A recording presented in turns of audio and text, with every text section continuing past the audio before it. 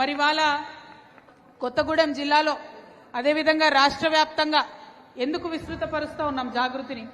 ఎందుకు అంటే మీరు మన ముఖ్యమంత్రి గారిని చూస్తే మీకే అర్థమవుతుంది. మనం కష్టపడి ప్రాణాలొడ్డి అనేక మంది నిరాహార దీక్ష చేసుకొని అనేక మంది బిడ్డలు చనిపోయి ఇవాళ తెలంగాణ రాష్ట్రం వచ్చింది. వచ్చినటువంటి రాష్ట్రానికి ముఖ్యమంత్రిగా ఉన్నటువంటి వ్యక్తి కనీసం జై తెలంగాణ అని అనలేనటువంటి పరిస్థితి ఇవాళ మన రాష్ట్రంలో ఉన్నది. ఎందుకోసం తెచ్చుకున్నాం తెలంగాణ రాష్ట్రం? మన అస్తిత్వం నిలబెట్టుకోవాలని, మన యొక్క అభివృద్ధి జరగాలని చెప్పి, సబ్బండ వర్గాలకు మంచి జరగాలని చెప్పి, మా ఆడబిడ్డలకు అభివృద్ధి కావాలని చెప్పి మరి తెచ్చుకున్నటువంటి తెలంగాణ ఒక గాడిన పడే లోపలనే మరి కాంగ్రెస్ చేతిలోకి పోయింది.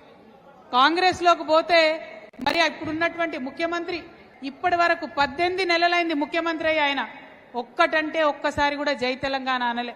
ఎప్పుడు చూసినా నోట్లకెళ్ళి జై కాంగ్రెస్ జై సోనియమ్మ తప్పితే జై తెలంగాణ అన్నది రాలేదు.